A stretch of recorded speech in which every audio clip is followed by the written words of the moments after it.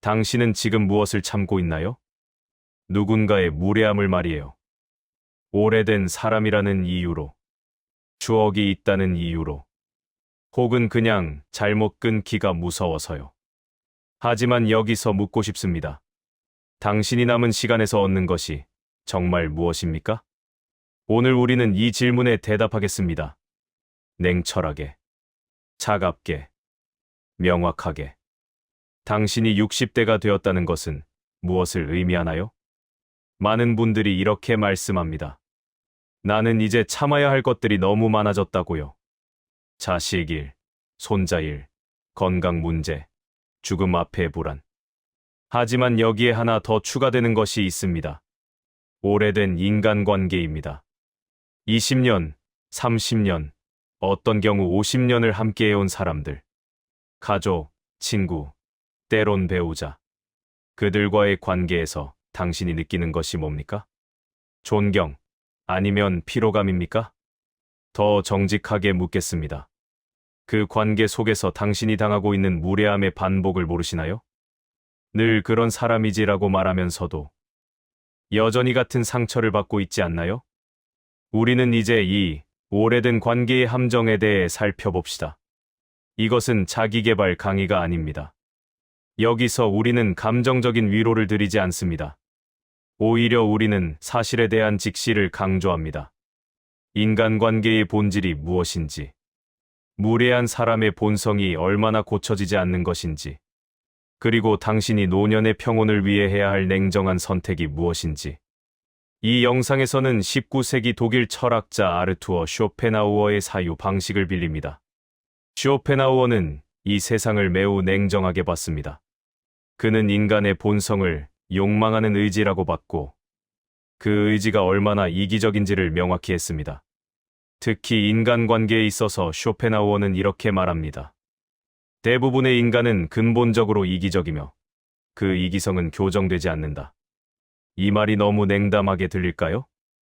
하지만 이것을 안다면 당신은 역설적으로 더 자유로워질 것입니다. 왜냐하면 당신은 이제 다른 사람을 바꾸려고 할 필요가 없기 때문입니다. 오히려 당신은 당신 자신을 보호하는 데 집중할 수 있습니다.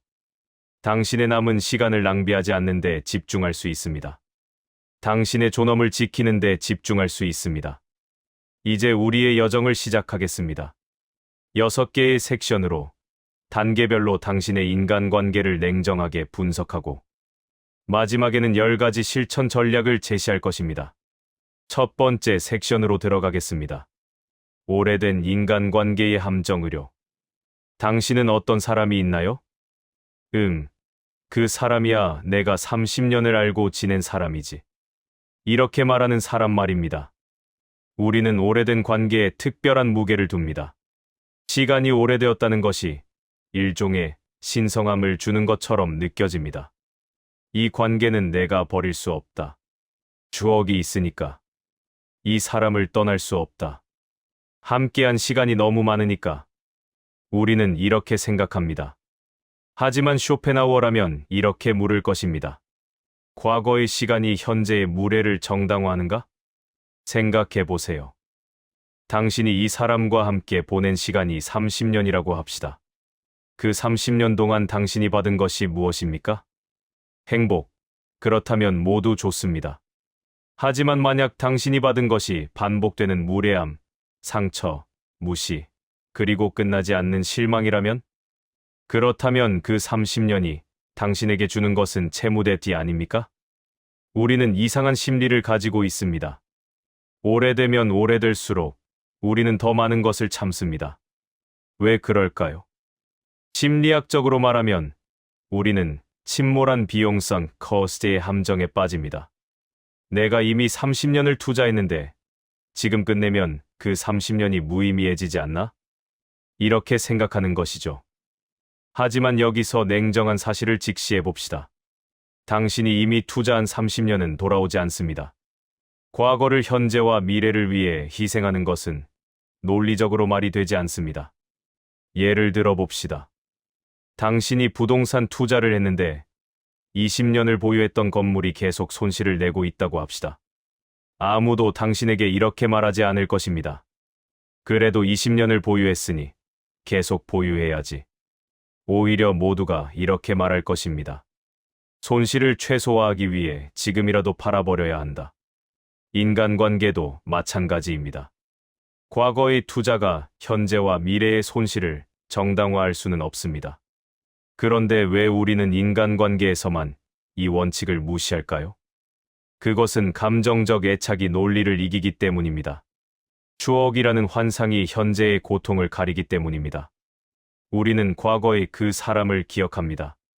젊고 따뜻하던 그 사람. 함께 웃던 그 시절. 하지만 여기서 냉정한 질문을 하겠습니다. 그 사람은 지금, 이 순간 어떤 사람입니까?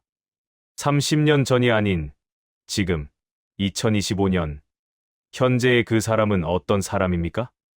그 사람이 무례합니까? 네. 그 사람이 당신의 말을 듣지 않습니까? 네. 그 사람이 자신의 잘못을 인정하지 않습니까? 네. 그렇다면 그 사람이 지난 30년 동안 변했습니까? 이것이 가장 중요한 질문입니다. 우리는 흔히 이렇게 생각합니다. 아, 그 사람도 힘든 거겠지.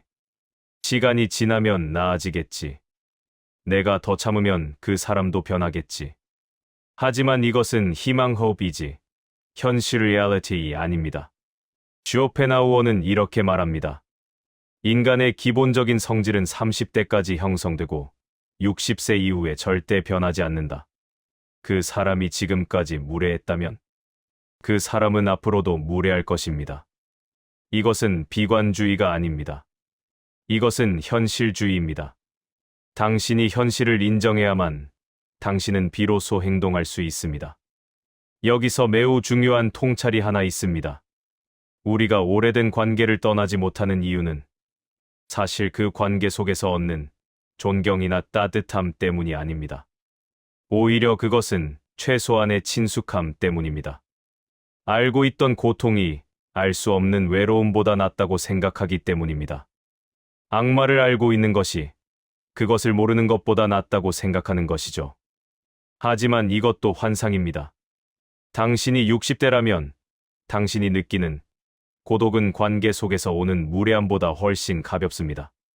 왜냐하면 혼자인 시간은 당신의 것이고 관계 속의 무례함은 당신을 끊임없이 상처 입기 때문입니다. 노년의 고독과 관계 속의 상처는 질이 다릅니다. 혼자인 것은 선택입니다. 하지만 무례한 사람과의 관계는 당신의 존엄을 계속 훼손합니다. 이제 우리는 더 깊이 들어가야 합니다. 무례한 사람의 본성이 무엇인지를 이해해야 하기 때문입니다. 당신이 만난 무례한 사람을 생각해 보세요. 그 사람의 가장 큰 특징이 무엇입니까? 아마도 이런 것들일 것입니다. 다른 사람의 말을 듣지 않는다. 자신의 잘못을 절대 인정하지 않는다. 자신의 감정을 타인에게 투사한다. 타인의 고통을 이해하지 못한다. 자신의 필요만 중요하다고 생각한다. 이 모든 특성에 공통점이 있습니다. 그것은 극도의 이기성입니다. 그런데 여기서 중요한 질문이 있습니다. 그 사람이 의도적으로 무례한가? 아니면 그냥 그런 본성인가? 우리는 흔히 이렇게 생각합니다. 아, 그 사람도 노력하면 나아질 수 있을 거야. 아, 그 사람도 사실은 좋은 사람일 거야. 단지 지금은 힘든 거겠지. 하지만 쇼펜하우어는 더 냉정한 분석을 제시합니다. 쇼펜하우어는 이지웨어라는 개념을 제시합니다. 의지란 우리의 의식적인 결정보다 훨씬 더 근본적인 모든 존재를 움직이는 기본적인 힘입니다. 쇼펜하우어의 관점에서 보면 모든 인간의 의지는 기본적으로 이기적입니다. 당신의 의지도 이기적이고 그 무례한 사람의 의지도 이기적입니다. 하지만 여기서 차이가 생깁니다. 당신은 당신의 이기성을 인식할 수 있습니다. 아, 내가 지금 이기적이구나. 아, 내가 방금 다른 사람을 생각하지 않고 행동했구나. 이 인식이 당신으로 하여금 행동을 조절하게 합니다. 당신은 더 나은 사람이 되려고 노력할 수 있습니다. 하지만 무례한 사람은 어떨까요? 그 사람은 자신의 이기성에 대한 인식이 없습니다. 아니, 정확히는 자신의 이기성을 정당화합니다. 내가 이렇게 하는 게 맞다. 나는 틀리지 않았다. 저 사람이 나를 이해하지 못하는 것이다. 이것이 무례함의 악순환입니다. 쇼펜하우어는 극단적으로 이렇게 말합니다. 어떤 사람의 성격은 30대에 거의 고정되며 그 이후로는 절대 변하지 않는다. 여기서 매우 중요한 단어가 있습니다. 성격 character. 이것은 행동 behavior과 다릅니다. 행동은 변할 수 있습니다. 상황이 변하면 행동도 변합니다. 하지만 성격은 변하지 않습니다. 그것은 당신의 기본적인 의지의 표현이기 때문입니다. 무례한 사람의 무례함은 행동이 아니라 성격입니다. 그것은 그 사람의 기본적인 이기성, 타인에 대한 무감각, 자기중심성의 표현입니다. 그렇다면 당신이 할 수 있는 것은 무엇입니까? 그 성격을 바꾸려는 시도는 근본적으로 불가능합니다. 왜냐하면 그것은 그 사람의 본질의 에센스이기 때문입니다. 당신이 할 수 있는 유일한 것은 당신 자신을 보호하는 것입니다. 여기서 또 다른 중요한 통찰이 있습니다. 당신이 왜 그 무례한 사람에게서 벗어나지 못하는가 하는 것입니다. 그것은 당신이 여전히 그 사람의 변화를 기대하기 때문입니다. 아마도 그 사람도 나중엔 나를 이해할 거야. 아마도 그 사람도 자신의 잘못을 깨달을 거야. 이것은 희망이 아니라 기만입니다. 당신은 지난 10년, 20년, 30년을 이 희망 속에서 살았습니다. 그리고 그 사람은 변하지 않았습니다. 그렇다면 앞으로 10년 더 기다려도 그 사람은 여전히 변하지 않을 것입니다. 이것이 현실입니다. 또 다른 관점에서 보면 무례한 사람은 당신의 반응에 중독되어 있습니다. 당신이 그 무례함에 반응할 때마다, 당신이 상처받을 때마다, 당신이 설명하고 변명할 때마다 그 사람은 자신의 우월감을 확인합니다. 아, 나는 저 사람을 통제할 수 있다. 아, 나는 저 사람의 감정을 좌우할 수 있다. 이것이 바로 무례한 사람의 의지가 먹이 삼는 것입니다. 당신의 반응, 당신의 상처, 당신의 노력. 당신이 그 사람을 바꾸려고 할 때마다 당신은 그 사람에게 영양분을 제공하고 있는 것입니다. 이제 냉정한 질문을 하겠습니다. 당신은 왜 아직도 그 사람을 바꾸려고 하나요? 당신은 이미 수십 년을 시도했습니다. 그리고 아무것도 변하지 않았습니다. 그렇다면 이것은 당신의 문제입니다. 당신이 현실을 받아들이지 못하는 문제입니다. 당신이 불가능을 가능하게 만들려고 노력하는 문제입니다. 쇼펜하우어는 이것을 욕망의 억제 불가능성이라고 부릅니다. 당신은 그 사람이 변하기를 원합니다. 이 욕망이 당신의 고통의 근원입니다. 당신의 욕망을 버린다면 당신의 고통은 줄어들 것입니다. 이제 우리는 다음 질문으로 나아가야 합니다. 당신이 왜 끊지 못하는가 하는 것입니다. 그것을 이해해야만 당신은 비로소 행동할 수 있기 때문입니다. 당신이 그 무례한 관계를 끊지 못하는 이유는 무엇인가요? 정직하게 대답해 보세요. 아마도 이런 것들 중 하나일 것입니다. 내가 버리면 그 사람이 외로워할 것 같아서.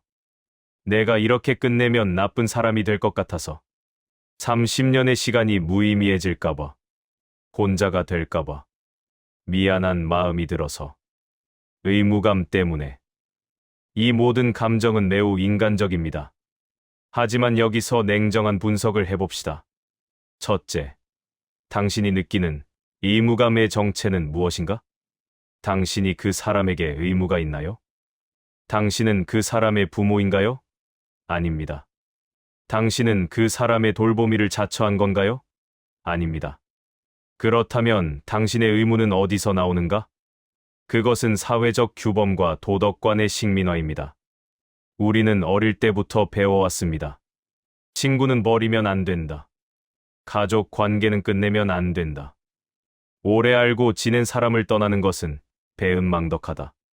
이 모든 규범이 당신의 마음에 깊이 박혀 있습니다. 하지만 여기서 묻고 싶습니다. 이 규범이 당신의 행복을 위해 설정된 것인가? 아니면 당신의 희생을 요구하기 위해 설정된 것인가? 생각해 보세요. 당신이 누군가의 무례함을 참아내는 것이 그 사람에게 도움이 되나요? 아닙니다. 오히려 당신의 참음은 그 사람의 무례함을 강화시킵니다. 당신의 희생은 그 사람의 변화를 막습니다. 그렇다면 당신의 의무감은 실제로는 상호 파괴적인 것입니다. 당신과 그 사람 모두를 파괴합니다. 둘째, 미안한 마음은 누구의 책임인가? 당신이 그 관계를 끝내려고 할 때 당신이 느끼는 죄책감. 내가 떠나면 그 사람을 배신하는 건가? 내가 미안한 마음을 떠날 수 있을까? 하지만 여기서 냉정한 질문입니다.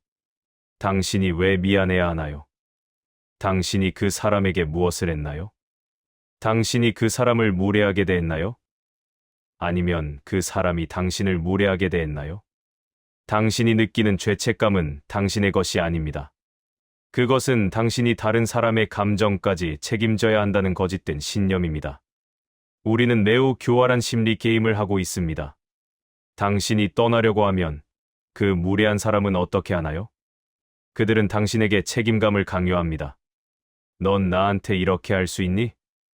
넌 나를 버리는 건가? 지금까지 우리가 함께한 시간이 무의미한가? 이 말들은 당신에게 죄책감을 심어주기 위한 전략입니다. 물론 그들이 의식적으로 한 것이 아닐 수도 있습니다. 하지만 결과는 같습니다. 당신은 죄책감에 빠지고 당신은 계속 남아 있습니다. 셋째, 고독의 두려움은 정말 고독인가? 당신이 그 관계를 끝내는 것을 두려워하는 가장 큰 이유 중 하나는 아마도 혼자 남겨질까 봐입니다. 이 사람 없으면 나는 정말 혼자가 되는 건 아닐까?